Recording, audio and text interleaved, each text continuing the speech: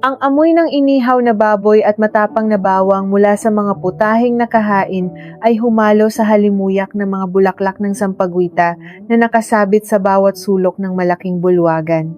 Isang gabi iyon ng pagdiriwang sa puso ng Maynila. Sa itaas ng entablado, nakatayo si Carmen. Suot niya ang isang kasuotang sadyang tinahi mula sa pinong hibla ng pinya, isang damit na nagpapakita ng kanyang narating sa buhay. Sa edad na 45, hawak niya ang pinakamalaking kumpanya na nangangalaga sa mga likas na pasyalan sa buong bansa. Ngunit sa likod ng mga kumikinang na ilaw at mga ngiting nakapaligid sa kanya, hindi nakakalimutan ni Carmen ang amoy ng malansang isda at ang init ng buhangin sa kanyang mga paa noong siya ay isang batang ulila na naglalako ng mga kabibe sa baybayin ng Boracay. Ang kanyang mga kamay na ngayon ay may suot na mamahaling singsing ay minsan nang nagkapalyo at nagdugo sa pagbabanat ng buto. Sa ibaba, nakatingala sa kanya ang kanyang asawang si Roberto. Nakasuot ito ng isang barong na may masalimuot na burda. Ang buhok ay maayos na nakasuklay at ang mga labi ay nag-aalok ng isang mainit na ngiti. 15 taon na silang nagsasama. Para kay Carmen, si Roberto ang kanyang naging kanlungan. Nang kunin siya nito bilang asawa, naramdaman niyang sa wakas ay mayroon na siyang tunay na pamilya, isang bagay na pinagkaitan sa kanya ng tadhana mula pagkabata. Ngunit kung susuriin ng mabuti ang mga mata ni Roberto, may isang malamig na anino roon. Isang mabilis at palihim na pagtango ang ginawa nito patungo sa isang matandang babae na nakaupo sa unahan. Ang babaeng iyon ay si Doña Elena, ang ina ni Roberto. Isang babaeng nagmula sa isang kilala ngunit naghihirap na angkan na sa simula pa lamang ay nagpakita na ng lihim na pandidiri sa mababang pinagmulan ni Carmen. Habang nagtatalumpati si Carmen, nagpasalamat siya sa lahat ng mga taong naging bahagi ng kanyang tagumpay. Binanggit niya ang mga pangarap niya para sa mga batang tulad niya noon na walang makain at walang matulugan. Nakikinig ang lahat, pumapalakpak, ngunit sa isip ni Roberto, iba ang tumatakbo. Naghihintay lamang siya ng tamang panahon. Natapos ang pagdiriwang nang magsimulang umihip ang malamig na hangin mula sa silangan, nagbabala ang radyo tungkol sa isang paparating na malakas na bagyo. Napakabilis ng mga pangyayari. Habang nasa loob ng sasakyan pa uwi, hinawakan ni Roberto ang kamay ni Carmen. Ang mga palad ng lalaki ay malamig. Sinabi nito na masyado nang pagod si Carmen sa pamamalakad ng negosyo. Kailangan nilang magpahinga. Isang bakasyon sa kanilang tagong lupain sa Palawan, malayo sa ingay ng Maynila, malayo sa mga papeles at mga tawag sa telepono. Walang ibang kasama kundi silang dalawa.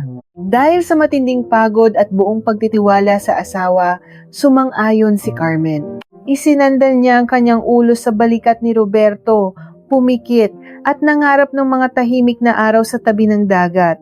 Kinaumagahan, sumakay sila sa isang maliit na eroplano. Ang kalangitan ay nagbabadyang maging madilim.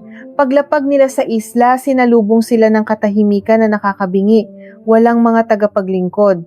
Walang mga hardinero. Ipinaliwanag ni Roberto na pinauwi niya ang lahat sa kani-kanilang mga pamilya sa kalapit na bayan upang makapaghanda sa paparating na bagyo. Pumasok sila sa malaking bahay na gawa sa matitibay na kahoy. Ang hangin sa labas ay nagsisimula ng humampas sa mga puno ng niyog.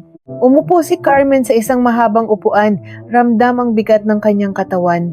Nagtungo si Roberto sa kusina at makalipas ang ilang sandali, bumalik itong may dalang isang mainit na tasa. Amoy pa lamang ay alam na ni Carmen na ito ay salabat, isang inuming gawa sa luya na palaging ipinapainom sa kanya ni Roberto tuwing siya ay may sakit o hindi makatulog. Kinuha niya ang tasa, uminom siya ng ilang lagok. Ang init ng inumin ay gumapang sa kanyang lalamunan, pababa sa kanyang sikmura. Ngumiti siya kay Roberto bilang pasasalamat. Ngunit makalipas ang ilang minuto, nagbago ang pakiramdam ni Carmen. Hindi ito ang karaniwang antok na nararamdaman niya. Tila may malalaking bato na ibinagsak sa kanyang mga mata. Ang kanyang paningin ay nagsimulang umiikot. Ang mga pader ng bahay ay tila natutunaw. Sinubukan niyang magsalita, sinubukan niyang tawagin ang pangalan ni Roberto, ngunit walang lumabas na tunog mula sa kanyang bibig. Ang kanyang katawan ay naging manhid. Ang huling larawang narehistro sa kanyang isipan bago siya tuluyang lamunin ng dilim ay ang mukha ni Roberto. Wala na ang ngiti, wala na ang pagmamahal. Ang mukha nito ay parang isang estranghero na nakatingin sa isang walang kwentang bagay. Pagmulat ng mga mata ni Carmen, ang una niyang naramdaman ay ang matinding sakit sa kanyang mga pulso at bukong-bukong. Sinubukan niyang gumalaw ngunit hindi niya magawa. Nakatali siya. Ang magaspang na lubid ay bumaon sa kanyang balat. Ang paligid ay madilim at basa. Naamoy niya ang nabubulok na kahoy at ang maalat na hangin na galing sa dagat.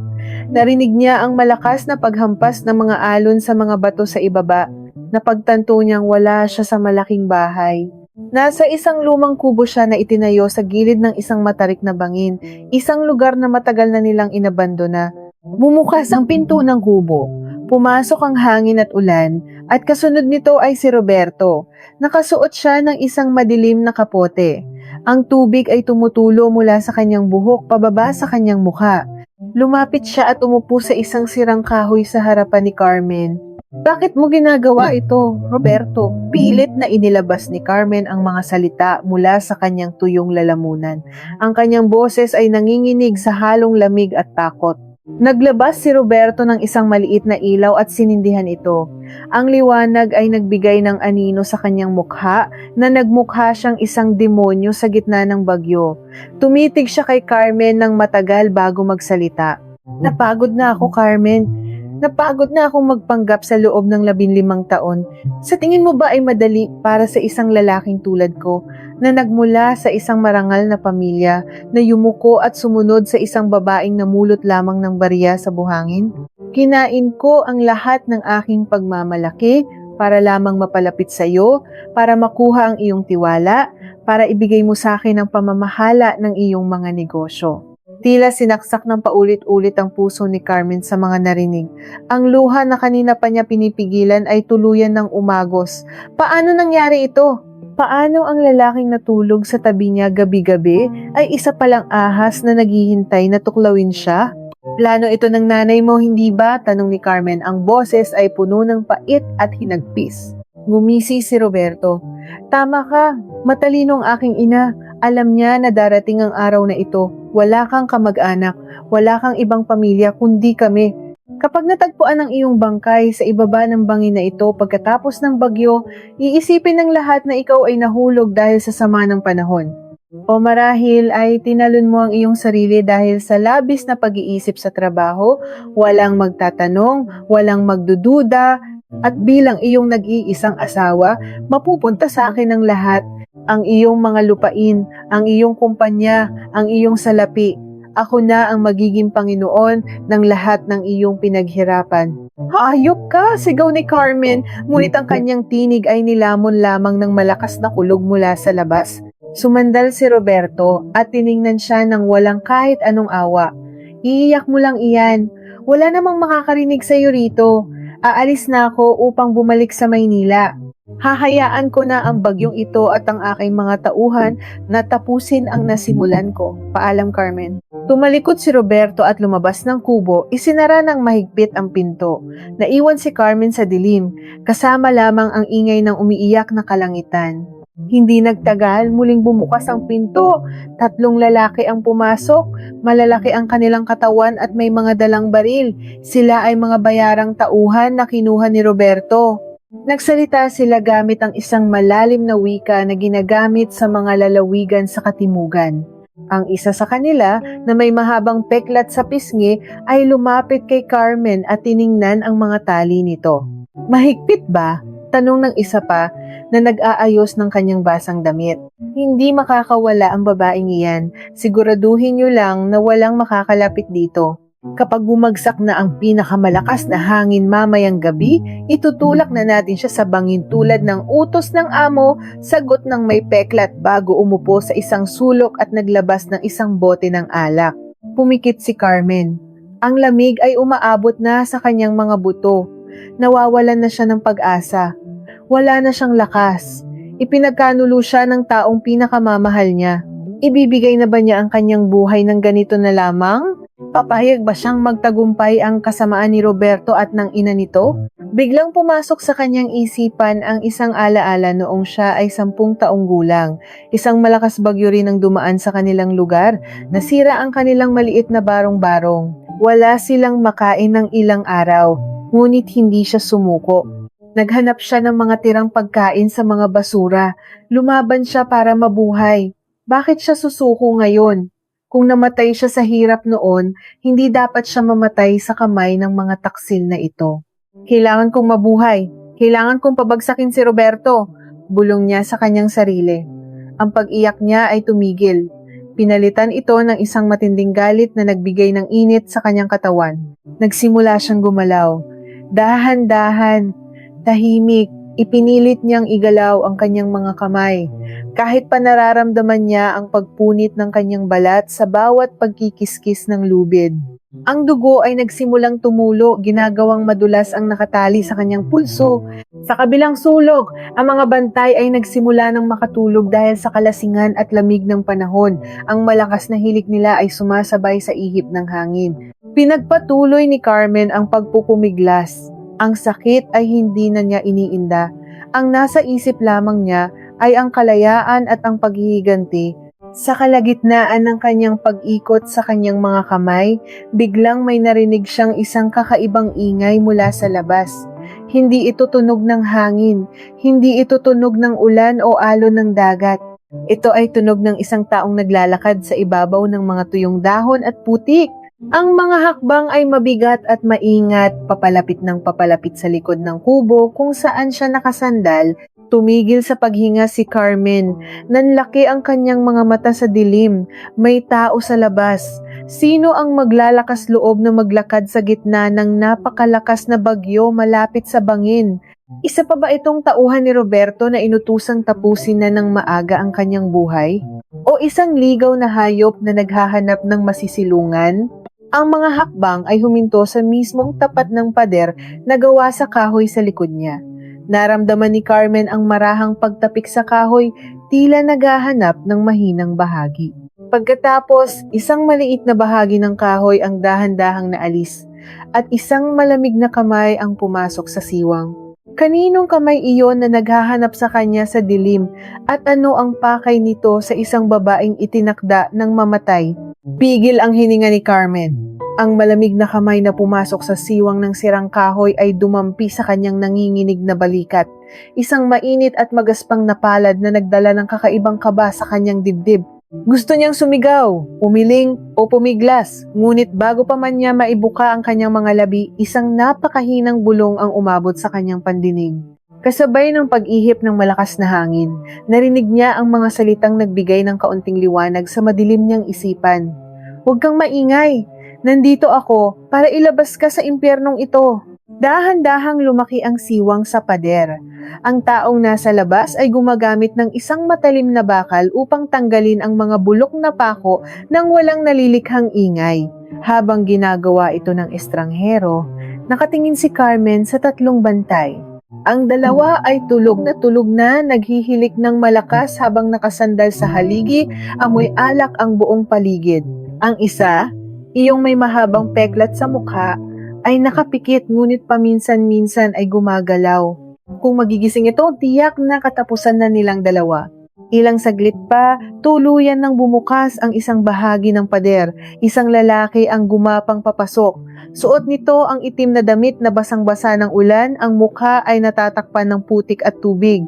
May nakasukbit na mahabang patalim sa kanyang baywang. Hindi siya gumawa ng anumang tunog, tila isang anino na humalo sa kadiliman ng kubo. Lumapit siya kay Carmen. Gamit ang kanyang patalim, maingat at mabilis niyang hiniwa ang mga makakapal na lubid na nakapulupot sa mga pulso at bukong-bukong ng babae. Nang makawala ang kanyang mga kamay, halos mapadaing si Carmen sa matinding kirot.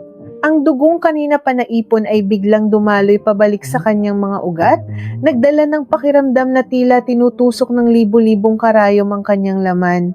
Babagsak sana siya sa sahig dahil sa sobrang panghihina, ngunit sinalo siya ng matipunong braso ng lalaki. Inalalayan siya nitong tumayo. Lumabas sila sa maliit na butas na ginawa ng lalaki. Pag-apak ni Carmen sa labas, Sinalubong siya ng malakas na sampal ng hangin at ulan. Muntik na siyang liparin patungo sa bangin kung hindi lamang siya nahawakan ng mahigpit ng kanyang tagapagligtas. Ang paligid ay madilim na madilim, tanging ang paminsan-minsang pagguhit ng kidlat sa kalangitan ang nagbibigay ng saglit na liwanag upang makita nila ang daan. Nagsimula silang maglakad palayo sa kubo, tinatahak ang masukal at mapanganib na gilid ng bundok. Bawat hakbang ay isang pakikipaglaban kay kamatayan. Ang lupa ay naging malambot na putik na pilit humihila sa kanilang mga paa pababa. Ilang beses nadulas si Carmen, nasugatan ng kanyang mga tuhod at palad sa mga matatalim na bato at tinik ng mga ligaw na halaman, ngunit hindi siya hinayaang bumagsak ng lalaki. Patuloy lamang siya nitong hinihila, itinatayo at inaalalayan. Walang sino man sa kanila ang nagsasalita. Sapat na ang ingay ng bagyo upang lunurin ang anumang salita. Habang sila ay naglalakad sa gitna ng unos, hindi maiwasan ni Carmen na balikan sa kanyang isipan ang lahat ng mga nangyari. Ang bawat hakbang niya sa putikan ay tila pag-apak sa mga alaalang binuo nila ni Roberto. Naalala niya kung paano siya nitong tiningnan noong araw ng kanilang kasal, kung paano nito hinawakan ng kanyang mga kamay at nangakong hindi siya iiwan kailanman. Naalala niya ang mga hapunan kasama ang kanyang biyena na si Doña Elena, ang mga pekeng ngiti nito na ngayon ay nauunawaan na niyang puno ng pandidiri, ginamit lamang siya. Siya ang ginawa nilang hagdan upang makaahon sa kanilang naghihirap na kalagayan at ngayong nasa tuktok na sila, handa na silang ihulog siya upang mamatay. Makalipas ang higit sa 1 oras na paglalakad na tila walang katapusan, narating nila ang isang siwang sa gilid ng isang malaking bundok na bato. Nakatago ito sa likod ng mga makakapal na baging at ugat ng malalaking puno ng balete.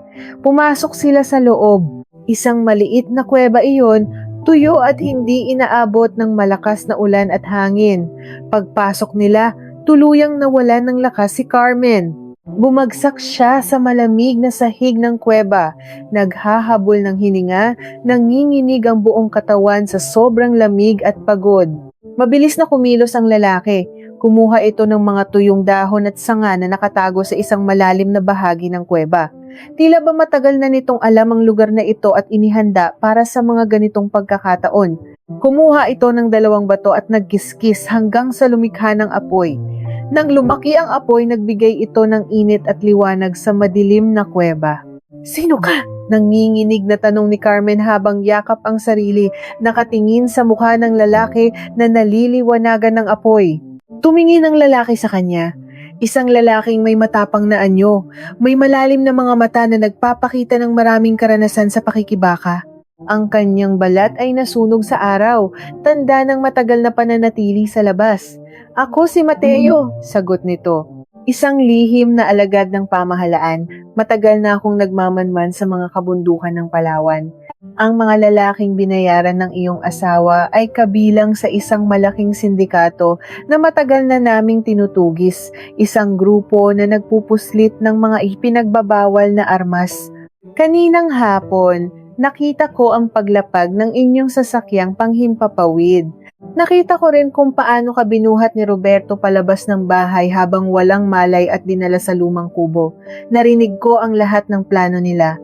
Bumagsak ang mga luha ni Carmen, hindi dahil sa pisikal na sakit, kundi dahil sa muling pag-alala sa pagtataksil ni Roberto. 15 taon, Mateo, 15 taon kong ibinigay ang lahat sa kanya. Ang aking tiwala, ang aking pagmamahal, ang aking buhay. Pamilya ang turing ko sa kanila ng kanyang ina dahil ulila ako. Binigyan ko sila ng marangyang buhay. Paano nila nagawang magplano ng ganito kasama? Paano nila nakayang matulog sa gabi habang naghihintay na patayin ako? Lumapit si Mateo at nag-abot ng isang malinis na tela mula sa kanyang daladalahan upang ipamunas ni Carmen sa kanyang mga sugat. Ang kasakiman ay bumubulag sa tao, Carmen. Ang salapi at kapangyarihan ay nagpapalit ng anyo ng kahit na sinong inaakala mong mabuti. Nakita ko na yan ng maraming beses sa aking trabaho. Mga kapatid na nagpapatayan para sa lupa, mga magkakaibigan na nagtataksil para sa posisyon. Ngunit huwag mong hayaang ang kanilang kasamaan ang tumapos sa iyong kwento. Iniligtas kita dahil alam kong may laban ka pa. Kailangan mong mabuhay upang ipakita sa kanila na hindi kanila basta-basta maibabaon sa limot. Pinunasan ni Carmen ang kanyang mga luha. Ang init ng apoy ay unti-unting nagpabalik ng lakas sa kanyang katawan. Tiningnan niya ang kanyang mga nagdurugong pulso. Ang mga sugat na ito ay magiging paalala ng kanyang katangahan, ngunit magiging marka rin ng kanyang muling pagbangon. Wala na ang Carmen na nagmamakaawa sa pagmamahal, namatay na siya sa loob ng kubong iyon. Ang babaeng nakaupo ngayon sa harap ng apoy ay isang mandirigma na handang bawiin ang lahat ng ninakaw sa kanya. Gagamitin niya ang parehong talino na nagpatayo ng kanyang mga negosyo upang sirain ang mga taong sumira sa kanya. Tumango si Carmen kay Mateo. Tutulungan mo ba akong makabalik sa Maynila? Kailangan kong makarating doon bago nila tuluyang ilipat ang kumpanya sa pangalan ni Roberto at palabasin na ako ay patay na. Gagawin ko ang lahat ng aking makakaya, sagot ni Mateo habang nagdaragdag ng kahoy sa apoy. Ngunit kailangan muna nating palipasin ang bagyo. Bukas ng madaling araw, susubukan nating bumaba patungo sa kabilang panig ng isla. May isang matandang mangingisda roon na maaaring magpatawid sa atin paalis sa lugar na ito nang walang nakakaalam. Humikit si Carmen upang subukang magpahinga kahit sandali. Napakaraming nangyari sa loob lamang ng isang araw. Ngunit hindi pa man siya nakakatulog, isang tunog ang nagpamulat sa kanyang mga mata. Isang tunog na mas nakakapangilabot kaysa sa ingay ng kulog. Mula sa di kalayuan sa kabila ng ugong ng malakas na hangin at buhos ng ulan, narinig nila ang matatalim na tahol ng mga aso. Hindi ito ordinaryong mga aso. Ito ay mga asong sinanay sa pangangaso, sinanay upang makaamoy ng dugo ng tao. Mabilis na pinatay ni Mateo ang apoy, tinapakan ng mga baga hanggang sa mabalot silang muli ng dilim. Hinawakan niya ng mahigpit ang kanyang patalim at lumapit sa bunganga ng kuweba. Nalaman nilang nakatakas ka, bulong ni Mateo. Ang boses ay puno ng tensyon at nakita nila ang patak ng dugo mo sa putik. Paparating sila dito. Palakas ng palakas ang tahol ng mga aso, kasabay ng pagkinang ng mga malalakas na ilaw na sumisilip sa mga siwang ng baging sa labas ng kuweba. Wala na silang ibang matatakbuhan at ang likuran nila ay matigas na bato. Aabuti na ba sila ng mga halimaw na uhaw sa kanilang dugo? Palakas ng palakas ang tahol ng mga aso, tila mga halimaw na sabik makatikim ng laman at dugo. Ang mga sinag ng malalakas na ilaw ay naglalaro sa bunganga ng kuweba, sumisilip sa pagitan ng mga makakapal na baging at basang dahon na nagsisilbing tanging tabing nila sa kalupitan ng mundo. Ramdam ni Carmen ang mabilis at malakas na pagkabog ng sariling dibdib, tila isang ibong nakulong na gustong kumawala mula sa kanyang hawla. Sa gitna ng dilim at nakakapasong lamig, naramdaman niya ang magaspang ngunit matatag na kamay ni Mateo na pumigil sa kanyang panginginig. Kumuha ng dakot ng putik sa lupa, ibinulong ni Mateo, ang kanyang tinig ay halos liparin ng hangin at lamunin ng kulog. Ipahid mo sa iyong mga sugat at sa iyong buong katawan. Tatakpan nito ang amoy ng iyong dugo at pawis. Bilis, wala na tayong oras. Nanginginig ang mga kamay at halos hindi makahinga, sumunod si Carmen.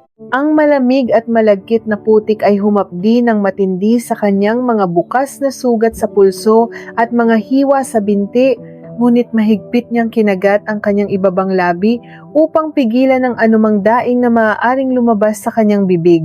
Habang ginagawa niya ito, maingat na gumapang si Mateo patungo sa pinakabunganga ng kuweba. Kinuha ng sundalo mula sa kanyang maliit na sako ang isang balot ng pinatuyong dahon ng tabako at durog na siling labuyo na madalas niyang ginagamit na pampalasa sa pagkain sa gubat.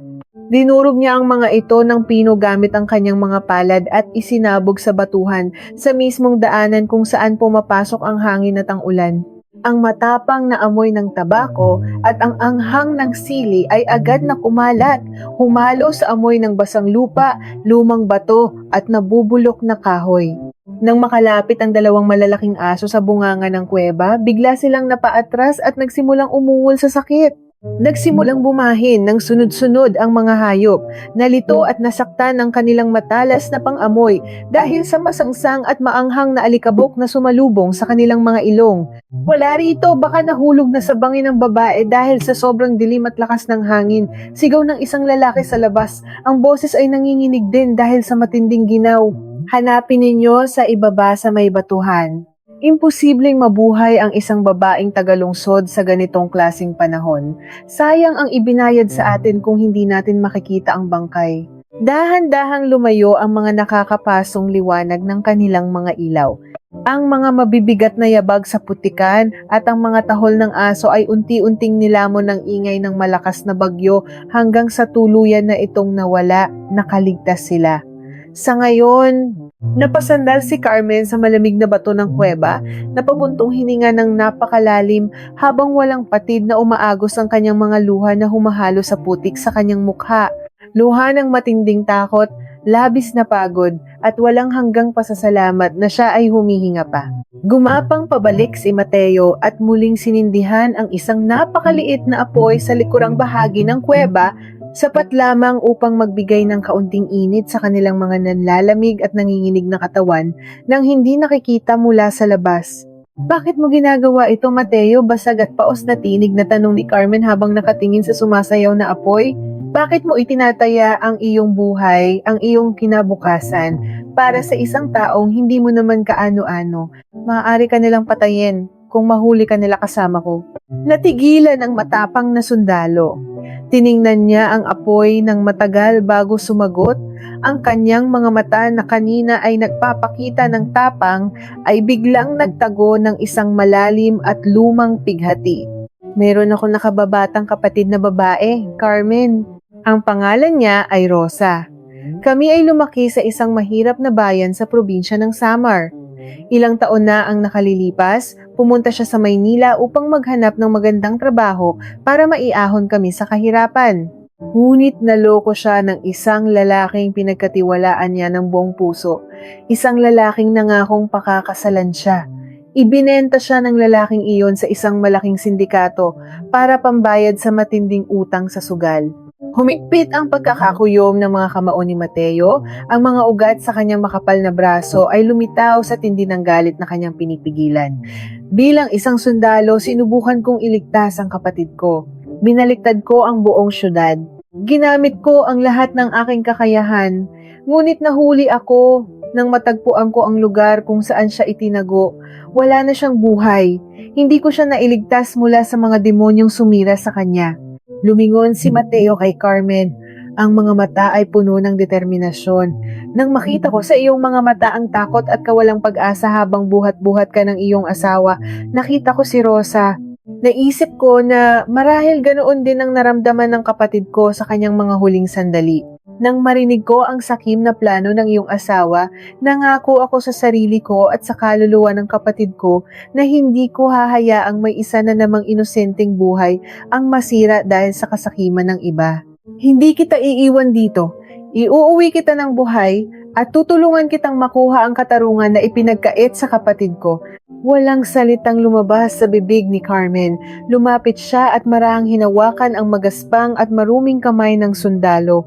Sa unang pagkakataon mula ng pagtaksilan siya ni Roberto at ng kanyang binan, naramdaman niya na hindi siya nag-iisa sa mundong ito. Sa loob ng madilim at malamig na kuwebang iyon, dalawang pusong sugatan at inulila ng tadhana ang nagtagpo upang magbigay ng panibagong lakas sa isa't isa. Ang kwento ni Mateo ay nagbigay sa kanya ng mas malalim na dahilan upang lumaban. Kinabukasan, tumigil na ang pag-angal ng hangin na tila galit na espiritu ng kalikasan. Ang malakas na ulan na bumayo sa buong isla ay naging mahinang ambon na lamang. Sumilip ang maputlang liwanag ng umaga sa pagitan ng mga siwang ng kuweba, nagdadala ng amoy ng sariwang lupa at basang dahon, oras na upang gumalaw. Ayon kay Mateo, may isang lihim na daungan sa paanan ng bundok na ito, malapit sa isang maliit na nayon ng mga mangingisda. Kung suswertehin, maaari silang makahanap ng isang lumang bangka upang makatawid sa kabilang isla at makahanap ng linya ng telepono upang humingi ng tulong sa mga pinagkakatiwalaang tao ni Carmen sa Maynila. Naging napakahirap at mapanganib ng kanilang pagbaba sa bundok. Ang bagyo ay nag-iwan ng matinding pinsala. Napakadulas ng lupa, maraming malalaking puno ang nabunot at nakaharang sa daan, at ang mga bahagi ng bundok ay nagkaroon ng pagguho. Kumikirot ang buong katawan ni Carmen. Mahapdi ang kanyang mga sugat tuwing madidikit sa mga sanga, ngunit ang pagnanasang mabawi ang kanyang buhay at ibunyag ang kasamaan ni Roberto ay nagbigay sa kanya ng hindi inaasahang lakas. Inalalayan siya ni Mateo sa bawat hakbang. Itinuturo kung saan dapat tumapak at kung paano pakinggan ang mga tunog ng kagubatan. Makalipas ang halos kalahating araw ng walang tigil na paglalakad, narating nila ang gilid ng kagubatan na nakadungaw sa maliit na nayon sa baybayin. Nagtago sila sa likod ng malalaking puno ng balete at matataas na talahib. Kinuha ni Mateo ang kanyang largabista mula sa sako at maingat na tiningnan ang kalagayan sa ibaba. Sinusuri ang maliit na pantalan kung saan nakadaong ang ilang mga bangkang demotor. Biglang natigilan ang lalaki. Ibinaba niya ang largabista. Ang kanyang panga ay nagtagis at ang kanyang noo ay kumunot sa matinding pagkadismaya. Tingnan mo ito, ngunit maghanda ka sa iyong makikita at huwag kang gagawa ng anumang ingay. Pabulong na utos ni Mateo sabay abot ng largabista kay Carmen. Itinapat ni Carmen ang instrumento sa kanyang mga mata at sinilip ang pantalan. Nanlamig ang buong katawan niya at tila huminto ang pagtibok ng kanyang puso sa kanyang nakita. Nandoon si Roberto. Suot nito ang isang malinis at makapal na itim na jacket, mukhang walang bahid ng pag-aalala o puyat, ngunit hindi iyon ang pinaka-nakakapangilabot na tanawin. Nakikipag-usap si Roberto sa hepe ng pulisya ng nayong iyon. Nakita ni Carmen kung paano inabot ni Roberto ang isang makapal na sobrang kulay kayumanggi sa kamay ng hepe. Tumango ang hepe, ngumiti at nagbigay ng utos sa kanyang mga tauhan na samahan ang mga bayarang tao ni Roberto sa pagbabantay sa bawat bangkang nakadaong sa dalampasigan. Ang batas mismo ang nagbabantay sa kanyang kulungan. Wala na tayong mahihingan ng tulong dito, bulong ni Carmen. Ang mga mata ay puno ng luha ng matinding pagkabigo. Nabili na ng asawa ko ang mga pulisya. Paano tayo makakaalis sa islang ito?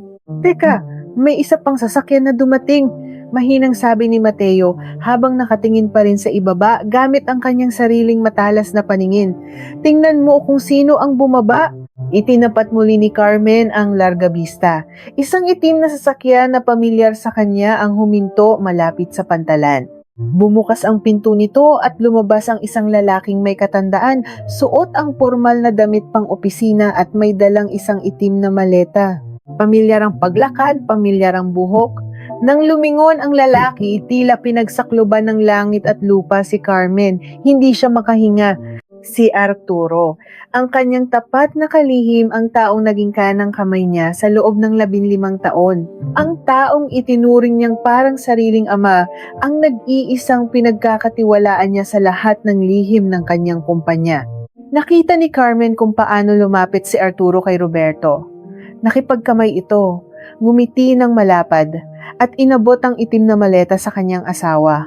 Binuksan ito ni Roberto at nakita ni Carmen ang mga papeles na naglalaman ng mga titulo ng kanyang mga lupain at ang huling habili na sadyang inihanda sakaling siya ay mamatay.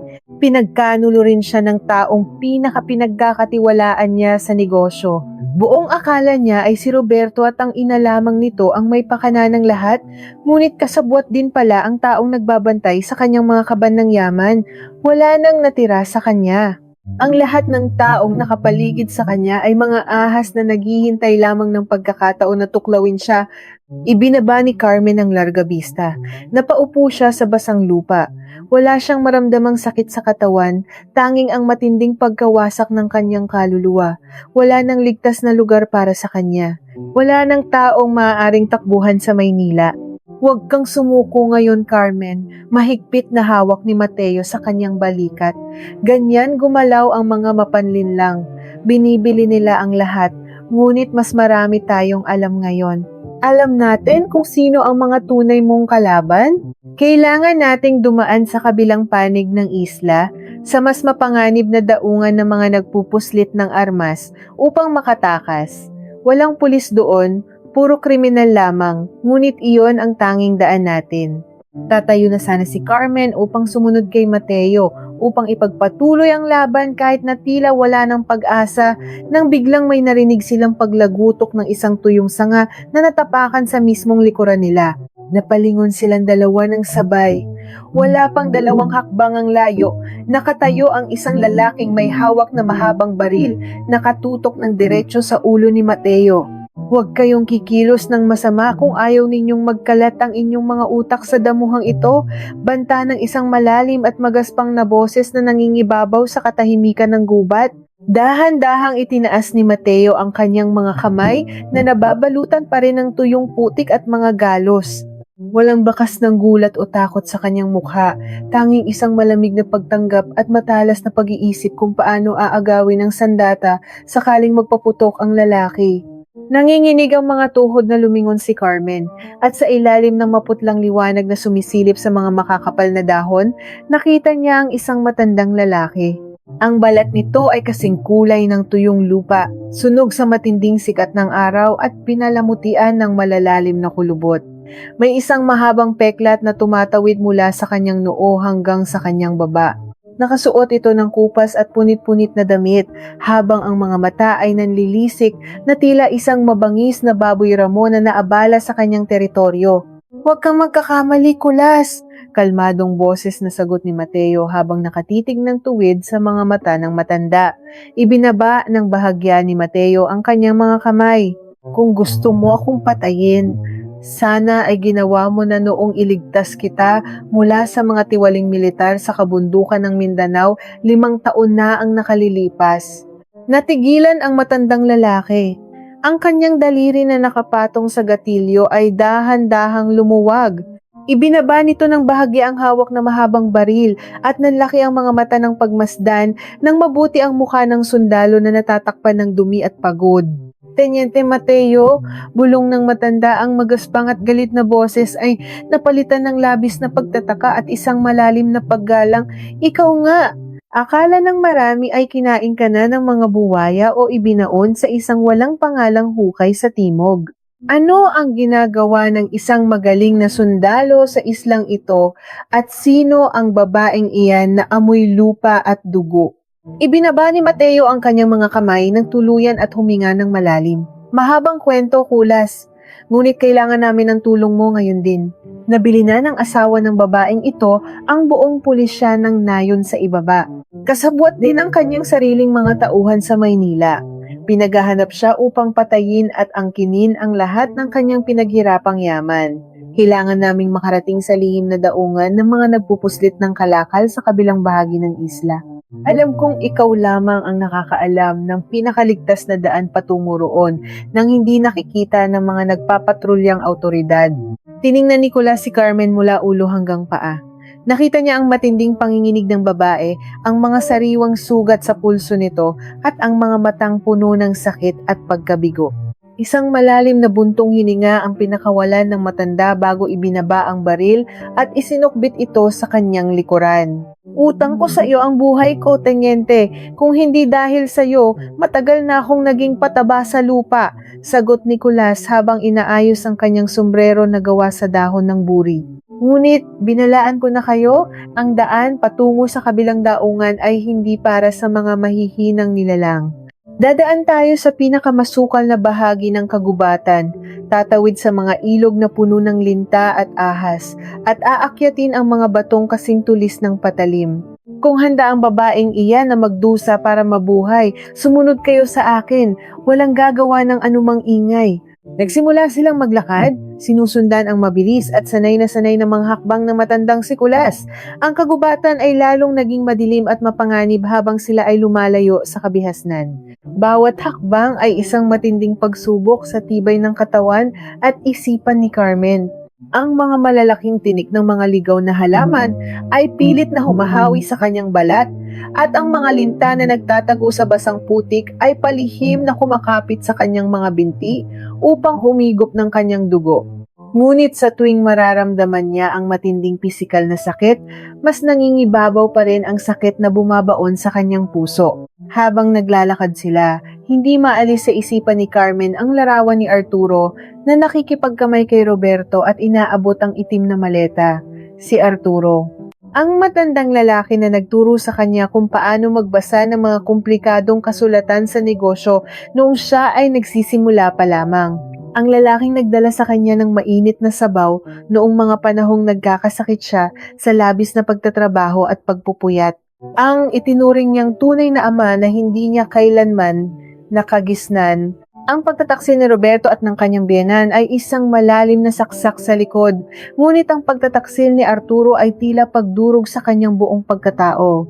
Lahat ng kanyang pinaniniwalaan tungkol sa katapatan, kabutihan at pagmamahal ng isang pamilya ay gumuho at naging abo sa hangin.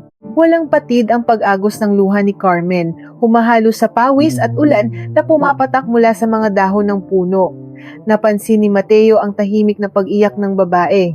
Tumigil siya saglit at hinintay itong makalapit sa kainalalayan sa paghakbang sa isang malaking ugat ng puno. Ang sakit na nararamdaman mo ngayon ay laso na unti-unting papatay sa iyong pag-asa kung hahayaan mo. Pabulong na sabi ni Mateo habang patuloy silang naglalakad. Huwag mong isipin kung bakit nila ginawa iyon.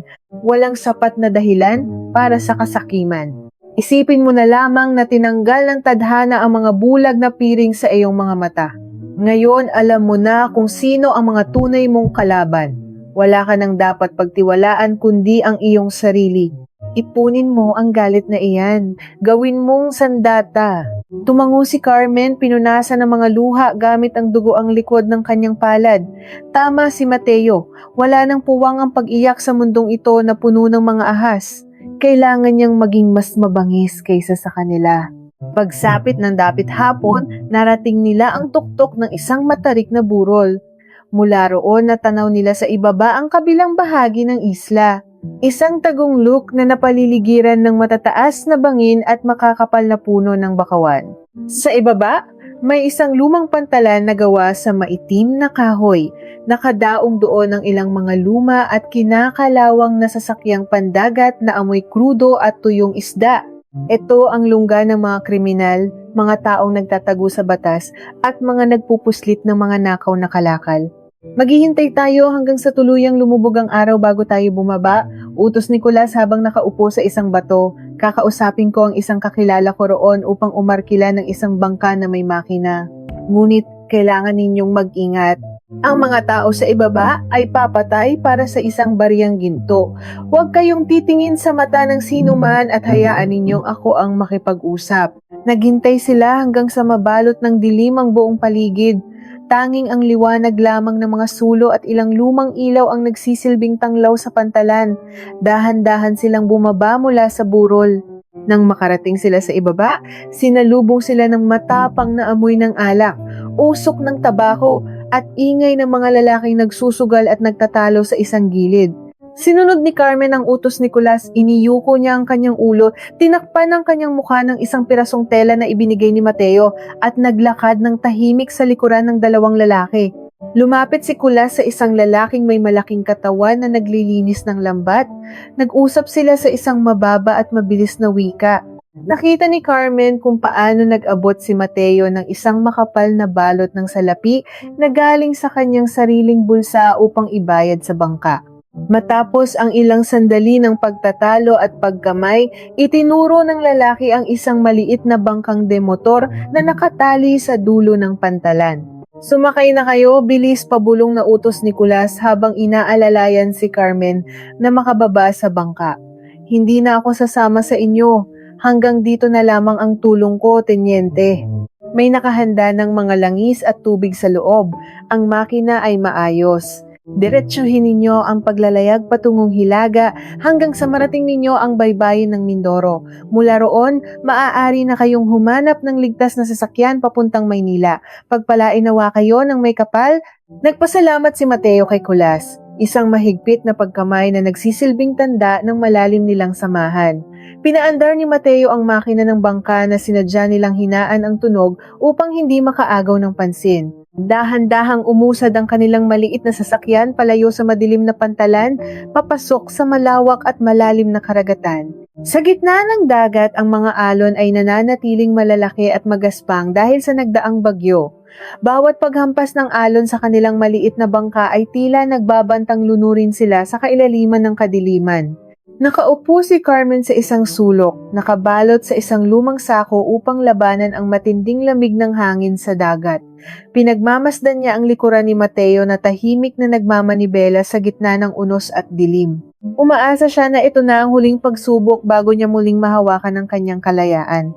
Ngunit hindi pa man sila nakakalayo sa isla, isang malakas na tunog ng isang napakalaking makina ang bumasag sa katahimikan ng karagatan. Mula sa kadiliman sa kanilang likuran, isang napakaliwanag at nakakabulag na ilaw ang biglang bumuhos at tumutok ng direkta sa kanilang maliit na bangka. Kasunod ng nakakapasong liwanag ay ang isang malakas na boses na umaalingaw-ngaw mula sa isang malaking tagapagsalita. Ito ay mula sa isang malaking sasakyang pandagat ng mga autoridad na binayaran ni Roberto upang magpatrolya sa buong paligid ng isla. Itigil ninyo ang makina ng inyong bangka at itaas ang inyong mga kamay. Inuulit ko, itigil ang makina. Ito ay isang opisyal na babala. Kapag hindi kayo sumunod, mapipilitan kaming magpaputok. Kasabay ng babalang iyon, isang malakas na putok ng barilang umalingaw-ngaw at ang bala ay tumama sa mismong tubig ilang dangkal lamang mula sa gilid ng bangka ni na Carmen. Napasigaw si Carmen sa takot habang mas lalong bumilis ang paglapit ng malaking sasakyan, handang banggain at durugin ang kanilang maliit na bangka sa gitna ng malalim at malamig na dagat. Paano sila makakatakas sa kamatayan kung ang mismong batas ng karagatan ang humahabol sa kanila? Yumuko ka at wag kang bibitaw. Ang malakas na sigaw ni Mateo na halos matabunan ng nakakabinging ugong ng malaking makina ng barko at ng nagngangalit na hangin. Kasabay ng kanyang sigaw ay ang mabilis at marahas na pagkabig niya sa manibela ng kanilang maliit na bangka. Kumiling ng matindi ang kanilang sinasakyan, halos dumampi na ang gilid nito sa malamig na tubig ng dagat. Ang nakakabulag na ilaw mula sa barko ng mga tiwaling autoridad ay panandali ang nawala sa kanila, ngunit mabilis din itong sumunod at patuloy na hinanap ang kanilang maliit na anino sa gitna ng malalawak at nagtataasang mga alon. Sunod-sunod na putok ng baril ang umalingaw-ngaw sa himpapawid. Ang mga tingga ay tumama sa tubig, lumilikha ng mga maliliit na pagsabog malapit sa mismong kinauupuan ni Carmen. Napapikit siya ng mariin, nanginginig ang buong katawan at ibinaon ang kanyang mukha sa kanyang mga tuhod. Sa bawat pagtalbog ng bangka sa ibabaw ng marahas na dagat, pakiramdam niya ay madudurog ang kanyang mga buto. Ngunit sa kabila ng matinding takot na mamatay sa gitna ng karagatan, mas nangingibabaw ang takot na mamatay nang hindi nakakamit ang hustisya. Hindi pinatay ni Mateo ang makina tulad ng iniutos ng malaking barko. Sa halip, lalo pa niyang pinabilis ang takbo nito. Mayroon siyang isang mapanganib na plano.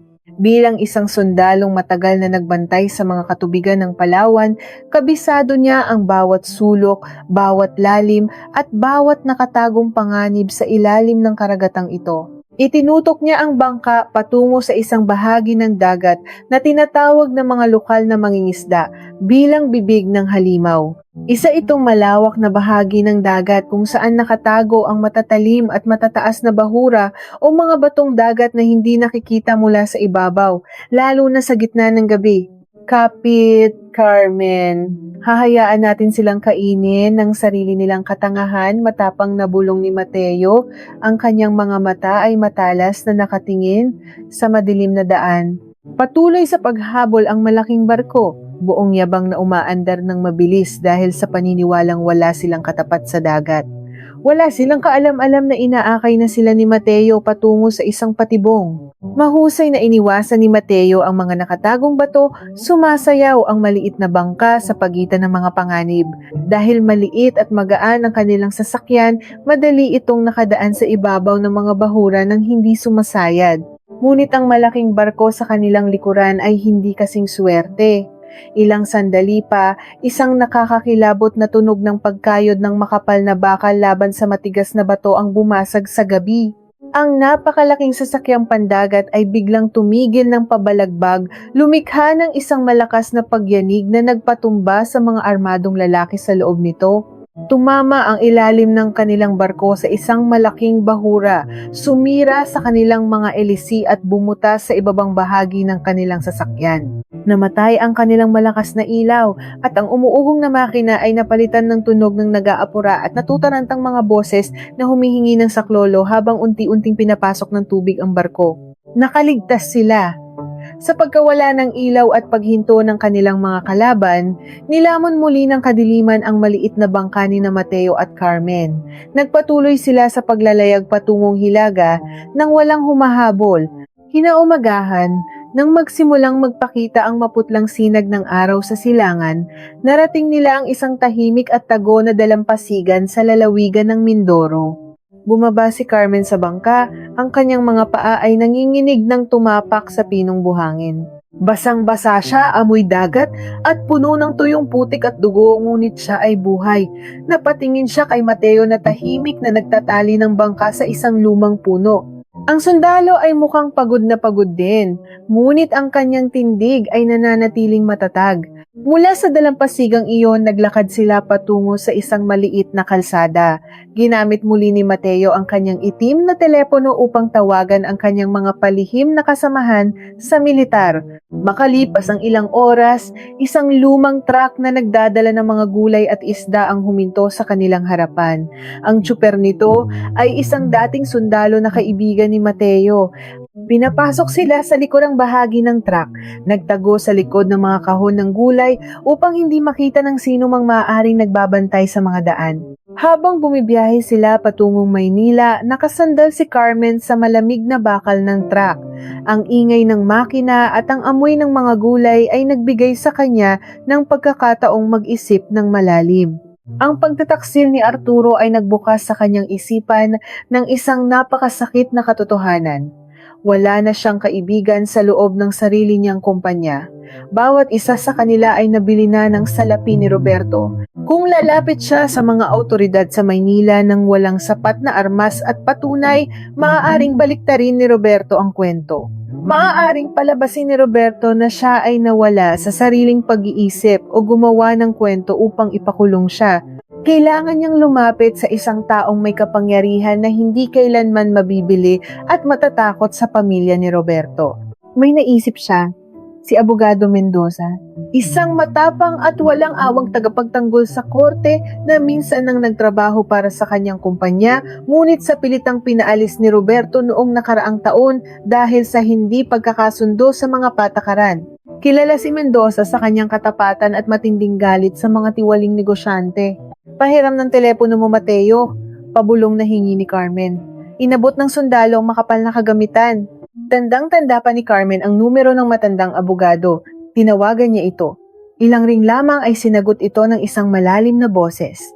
Nagpakilala si Carmen. Sa una ay hindi naniwala si Mendoza. Inakalang isa itong masamang biro dahil alam ng buong bansa na patay na ang bilyonaryang asawa ni Roberto. Ngunit nang banggitin ni Carmen ang isang lihim na kasunduan na silang dalawa lamang ang nakakaalam, naniwala ang abogado. Buhay ka, Carmen. Isang himala, sagot ni Mendoza. Ang boses ay puno ng pagkamangha at bigla ang sigla, ngunit kailangan mong magmadali. Ipinagkalat ng asawa mo na natagpuan na ang iyong mga lumang gamit at idineklara ka ng patay ng korte. Mamayang tanghali, gaganapin ang pinakamalaking pagpupulong ng mga kasosyo sa iyong gusali. Pipirmahan na nila ang mga kasulatan na maglilipat ng buong kapangyarihan at yaman sa pangalan ni Roberto at ng kanyang ina. Nagsalubong ang mga kilay ni Carmen. Ang dugo sa kanyang mga ugat ay tila kumulo. Ihanda mo ang lahat ng papeles na magpapatunay na ako ang tunay na may-ari ng lahat, abogado. Papunta na ako dyan. Haharapin ko ang mga ahas sa mismong pugad nila. Narating nila ang magulo at maingay na lungsod ng Maynila bago mag-11 ng umaga. Ang init ng araw ay tumatago sa balat, ngunit hindi ito ininda ni Carmen. Nagpalit siya ng isang simpleng itim na damit na binili ni Mateo sa isang maliit na pamilihan sa gilid ng kalsada.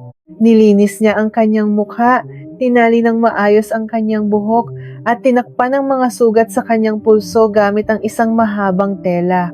Kahit na wala ang kanyang mga mamahaling alahas at makapal na pampaganda, ang kanyang aura ay naglalabas ng isang nakakatakot na kapangyarihan. Siya ay nagmukhang isang reyna na bumangon mula sa sariling abo upang maningil ng utang na dugo. Sinalubong sila ni Abogado Mendoza sa isang lihim na lugar malapit sa matayog na gusali ng kumpanya ni Carmen. May dala itong isang pilyego ng mga papeles na nagpapatunay ng mga lihim na pagnanakaw ni Roberto sa kaba ng kumpanya na matagal na pala nitong natuklasan bago siya pinaalis.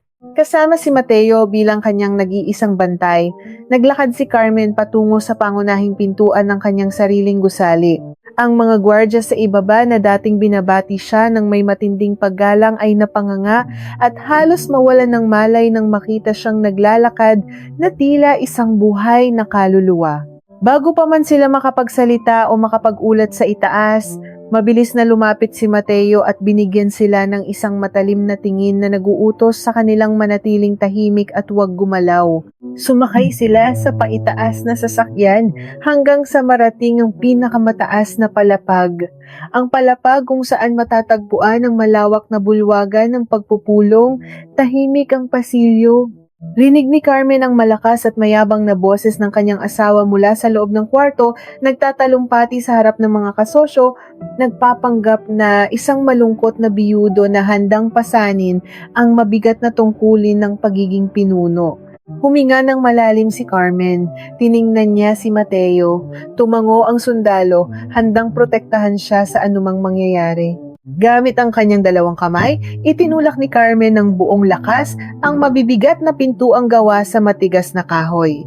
Ang tunog ng pagkabukas nito ay umalingaw-ngaw na parang kulog sa loob ng tahimik na silid. Lahat ng mga mata ay napalingon sa pinto. Ang mga matatandang negosyante, ang mga kasosyo, at si Arturo na nakaupo sa gilid na may hawak na talaan ay sabay-sabay na napasinghap. Si Doña Elena na nakaupo sa unahan ay nabitawan ng kanyang baso ng tubig na basag ito sa sahig. Tumigil sa pagsasalita si Roberto.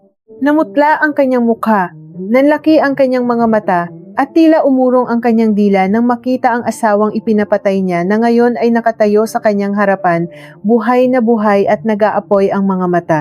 Carmen, buhay ka. Nauutal na usal ni Roberto, ang kanyang mga tuhod ay halatang nanginginig. Nabigo ka, Roberto. Nabigo kayo ng nanay mo at ng mga bayaran mong aso, malamig at matapang na sagot ni Carmen habang naglalakad patungo sa hapag. Bawat hakbang ay nagpapahiwatig ng kanyang pagbabalik. Tapos na ang pagpapanggap mo. Alam ko na ang lahat. Kukunin ko pabalik ang lahat ng akin at sisiguraduhin kong mabubulok kayo sa bilangguan. Ngunit bago pa man makalapit si Carmen upang ipakita ang mga papeles na hawak ng kanyang abogado, nagbago ang ekspresyon sa mukha ni Roberto. Ang kanyang pamumutla at matinding takot ay biglang naglaho, napalitan ng isang mapanlinlang at nakakakilabot na ngiti.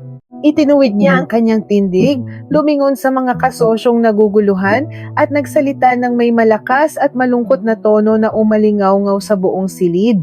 Tingnan ninyo mga kasama. Ang matinding trauma at aksidente sa dagat ay tuluyan ng sumira sa pag-iisip ng aking mahal na asawa. Kawawang Carmen, hindi na niya alam ang kanyang sinasabi at nag-iimbento na ng mga kwento dahil sa pagkabaliw. Kasunod ng kanyang mga salita, nagbukas ang pinto sa kabilang bahagi ng silid at pumasok ang apat na malalaking lalaki na nakasuot ng puting uniforme, may dalang mga kagamitan na ginagamit upang igapos ang mga taong nawawala sa sarili. Paano mapapatunayan ni Carmen ang kanyang katinuan at ang mga krimen ni Roberto kung ang lahat ng tao sa silid ay pinapaniwala ng tuluyan na siya ay isang baliw na babaeng kailangang ikulong sa isang pagamutan ng mga siraulo? Humakbang palapit ang apat na malalaking lalaki, dala ang isang matibay na damit na panggapos na karaniwang ginagamit sa mga taong nawawala sa sarili. Ang mga mata ni Roberto ay nag-aapoy sa huwad na awa, ngunit sa likod nito ay ang demonyong nagdiriwang. Muling nakuha ni Doña Elena ang kanyang lakas ng loob. Nagsimula itong umiyak ng malakas, umaarte na tila isang nagdudusang ina. Kunin ninyo siya. Dalhin ninyo ang aking manugang sa pagamutan para sa mga may sira sa pag-iisip, sigaw ng matanda habang nagpupunas ng walang luhang mga mata. Naapektuhan ang kanyang isip sa trahedya, baka kung ano pa ang gawin niya sa kanyang sarili. Nagsimulang magbulungan ang mga kasosyo. Ang ilan ay tila nakumbinsi sa galing ng pag-arte ng mag-ina. Nakita nilang marumi ang damit ni Carmen, may mga sugat na natatakpan ng tela at mukhang dumaan sa matinding hirap. Baka nga nawala na ito sa katinuan. Ngunit bago pa man makadikit ang mga kamay ng mga lalaki sa balat ni Carmen, isang mabilis at malakas na anino ang humarang sa kanila. Si Mateo, walang inilabas na barilang sundalo, ngunit ang kanyang tindig at ang lamig ng kanyang mga mata ay sapat na upang magpatayo ng balahibo ng sinuman. Nang tangkain siyang itulak ng unang lalaki, mabilis na hinawakan ni Mateo ang braso nito, inikot, at sa isang iglap ay idinikdik ang lalaki sa malamig na sahig. Sumugod ang ikalawa, ngunit isang malakas na tadyak sa tuhod at isang suntok sa panga ang nagpatumba rito nang walang kalaban-laban. Napaatras ang dalawa pang lalaki, takot na lumapit sa sundalong tila isang nag-aalab na pader na nagtatanggol kay Carmen. Tama na ang kahibangang ito, isang tinig na parang kulog ang bumasag sa kaguluhan. Umakbang patungo sa gitna si Abogado Mendoza. Ibinagsak niya ang makapal na pilyego ng mga papeles sa ibabaw ng mahabang lamesang yari sa mamahaling kahoy. Ang tunog ng pagbagsak nito ay nagpatahimik sa lahat ng mga naroroon. Walang baliw sa silid na ito kundi ang mga taong nag-akalang maloloko nila ang batas, matapang na pahayag ng matandang abogado habang matalim na nakatingin kay Roberto. Inilabas ni Mendoza ang mga nilalaman ng kanyang daladalahan. Narito ang buong katotohanan na pilit ibinabaon ng lalaking ito. Mga opisyal na talaan mula sa bangko na nagpapakita ng malalaking halaga ng salapi na lihim na inilipat ni Roberto sa mga bayarang mamatay tao sa Palawan. Narito rin ang ulat mula sa mga dalubhasa na sumuri sa nalabing salabat na ipinainom niya kay Carmen na naglalaman ng matapang na lason na pampatulog. Namutla ng tuluyan si Roberto, ang kanyang mga panga ay nanginig at ang kanyang mga tuhod ay tila naging tubig. Hindi lamang iyan, patuloy ni Mendoza, itinuon ang kanyang mapanuring paningin kay Arturo na ngayon ay nakayuko at hindi makatingin ng diretso. Narito ang mga kasulatang pineke ng kalihim na si Arturo, mga dokumentong naglilipat ng lahat ng ari-arian ni Carmen ng walang tamang pahintulot. Isang sabuatan upang pagnakawan at patayin ang tunay na nagmamay-ari ng kumpanyang ito. Kasinungalingan! Nanginginig na sigaw ni Roberto, pilit na kumakapit sa huling hibla ng kanyang pag-asa. Mga gawa-gawa lamang iyan ng abogadong iyan dahil tinanggal ko siya sa trabaho noon. Huwag kayong maniwala sa kanila. Mga gwardiya, palabasin ninyo ang mga taong ito. Walang gwardiyang sumunod. Sa halip, ang mga malalaking pintuan ng bulwagan ay muling bumukas. Pumasok ang higit sa 10 lalaki na nakasuot ng formal na damit. May mga dalang opisyal na pagkakakilanlan. Sila ay mga ahente ng pambansang kawanihan ng pagsisiyasat, ang pinakamataas na sangay ng batas na hindi kailanman maaabot ng maruming impluensya ni Roberto sa mga probinsya. Sila ay lihim na tinawagan ni Mateo gamit ang kanyang koneksyon sa militar bago pa man sila umakyat sa gusali. Ginoong Roberto, Doña Elena, at Ginoong Arturo, kayo ay inaaresto sa salang pagtatangkang pumatay, pandaraya at pagnanakaw ng yaman. Formal na idineklara ng pinuno ng mga ahente habang inilalabas ang malamig na posas na yari sa bakal. Bumagsak sa kanyang mga tuhod si Roberto, ang lahat ng kanyang pagmamalaki at kayabangan ay nadurog, gumapang siya palapit sa mga paa ni Carmen, umiiyak at nagmamakaawa. Carmen, asawa ko, patawarin mo ako, hindi ko ginusto ito. Ang ina ko, siya ang nagplano ng lahat ng ito. Siya ang nag-udyok sa akin.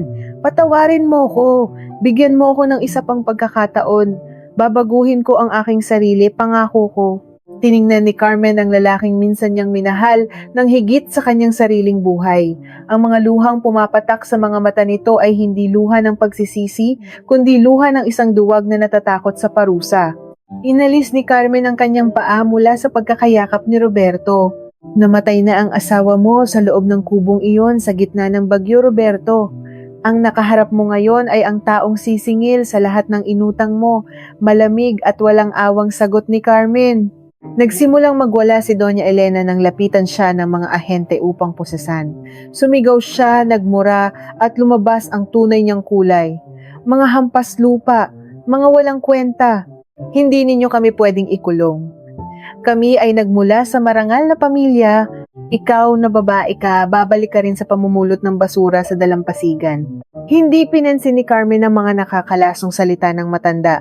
Tahimik niyang pinanood kung paano kaladkarin palabas ng silid ang mga taong minsang itinuring niyang tunay na pamilya.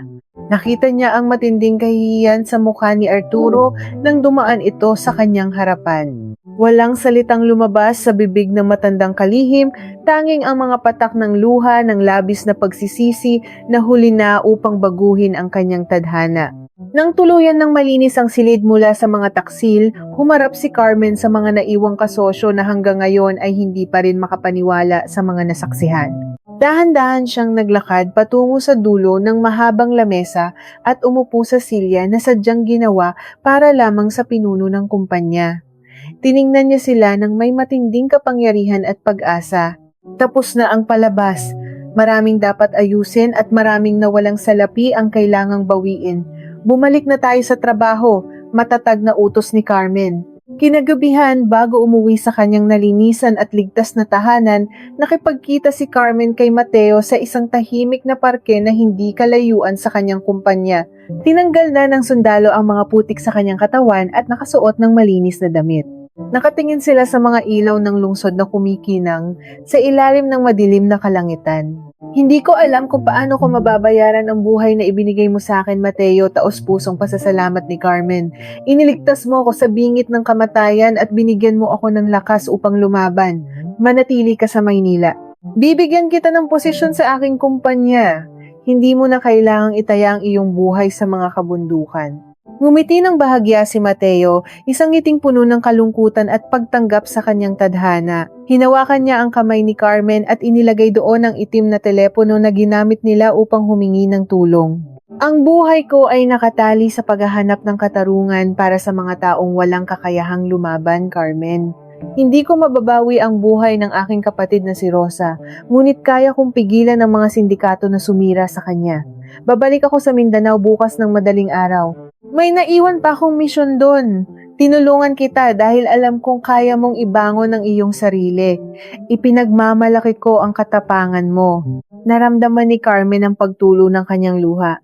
Sa maikling panahon ng kanilang pagsasama sa gitna ng panganib, natagpuan niya sa lalaking ito ang tunay na kahulugan ng pagkalinga na hindi niya naramdaman sa loob ng 15 taon ng kanyang kasal. Paano kita muling makakausap?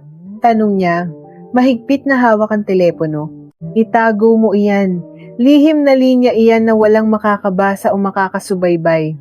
Kapag natapos ko ang misyon ko, ako mismo ang tatawag sa iyo. Pangako iyan, sagot ni Mateo bago dahan-dahang binitawan ang kanyang kamay at naglakad palayo nilamon ng kadiliman ng gabi.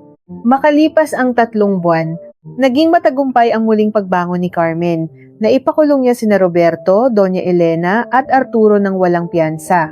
Ang mga balita tungkol sa kanyang matapang na pagbawi sa kumpanya ay naging usap-usapan sa buong bansa. Naging mas mabangi siya sa negosyo, mas maingat sa pagtitiwala, ngunit mas nagbukas ng palad sa mga batang ulila na nagpapaalala sa kanya ng kanyang nakaraan. Sa kabila ng kanyang tagumpay, may isang bahagi ng kanyang puso na nananatiling naghihintay. Gabi-gabi tinititigan niya ang itim na telepono na nakapatong sa kanyang mesa, umaasang tutunog ito at maririnig niya ang kalmadong boses ng sundalong nagligtas sa kanya. Isang gabi habang malakas ang ulan sa labas ng kanyang bintana na nagpapaalala sa kanya ng bagyo sa Palawan, biglang umilaw at tumunog ang itim na telepono. Mabilis na tumibok ang puso ni Carmen. Nanginginig ang kanyang mga kamay nang damputin niya ito at pindutin ang pindutan upang sumagot. Mateo, ikaw ba iyan? Bungad niya. Halos magpigil ng hininga sa matinding pananabik. Ngunit hindi ang matatag at pamilyar na boses ni Mateo ang sumagot mula sa kabilang linya. Sa halip, ang narinig niya ay ang mabilis na paghinga at umiiyak na tinig ng isang hindi kilalang babae.